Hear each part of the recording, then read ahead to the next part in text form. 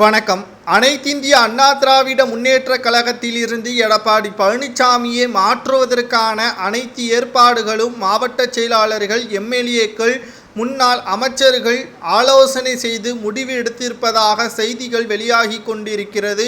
குறிப்பாக பொதுச்செயலாளர் பதவியில் எடப்பாடி பழனிசாமி அவர்கள் இனியும் நீடிக்க மாட்டார். முதலில் அதிமுகவில் OPS சசிகலாவை இணைப்பதற்கு முன்பாக அந்த பொதுச்செயலாளர் பதவியில் இருந்து எடப்பாடி பழனிசாமியை நீக்கினால் மட்டும்தான் அடுத்த கட்ட நடவடிக்கைகளை நம்மால் பார்க்க முடியும்.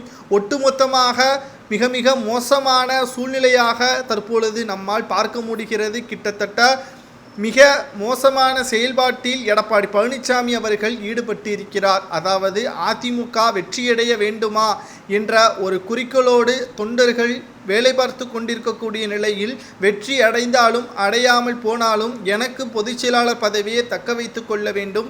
அதாவது சசிகலாவோ, OPSஓ, டிடிவி தினகரனோ இவர்கள் 3 நபர்களில் யாராவது ஒரு நபர் உள்ளே வந்தாலும் தனது பதவிக்கு ஆபத்து வந்துவிடும், அதிமுகவை கட்டுப்பாட்டில் இருந்து இழக்க நேரிடும் என்ற ஒரே ஒரு குறிக்கோளை மட்டும்தான் சுயநலமாக எடப்பாடி பழனிசாமி அவர்கள் வைத்திருப்பது மாவட்ட செயலாளர்களுக்கு நன்றாகவே தெரிந்துவிட்டது. இனியும் எடப்பாடியை நம்பினால் அதிமுக மண்ணோடு மண்ணாகிவிடும், டெபாசிட்டை இழந்துவிடும்.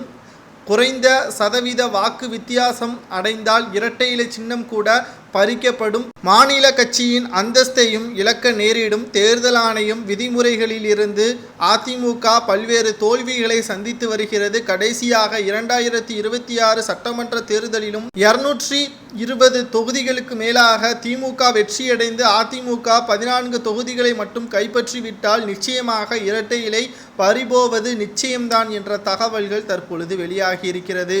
அதற்கு முன்பாகவே எடப்பாடி பழனிசாமி அவர்களே அதிமுகவில் இருந்து மிக பொதுச் செயலாளர் பதவியிலிருந்தும் விலக்க வேண்டும் என்று முன்னாள் அமைச்சர்களிடம் மாவட்ட செயலாளர்கள், தென் மாவட்ட எம்எல்ஏக்கள் தற்பொழுது ஆலோசனை கூட்டத்தின் முடிவில் இறுதியாக கூறிவிட்டார்கள். இனி ஆலோசனை கூட்டம் நடத்தினால் நாங்கள் வரமாட்டோம், எங்களது தொகுதியில் உள்ள தொண்டர்கள் ஒற்றுமையாக இல்லை, இதுவே எங்களது கடைசி முடிவு என்று தெள்ளத்தெளிவாக கூறிவிட்டார்கள். ஆகையால் மாவட்ட செயலாளர்கள் மற்றும் எம்எல்ஏக்களது கருத்துக்களை மனதில் வைத்துக்கொண்டு முன்னாள் அமைச்சர்கள், அதிமுகவின் அவைத்தலைவர் தமிழ்மகன் உசேன் அவர்கள் பொதுச் செயலாளர் பதவியில் இருக்கக்கூடிய எடப்பாடி பழனிசாமி அவர்களை மாற்றுவாரா என்பதை பொறுத்திருந்து பார்க்கலாம். எடப்பாடி பழனிசாமி அவர்கள் மாற்றுவது சரியா என்பதை கமெண்டில் கூறுங்கள்.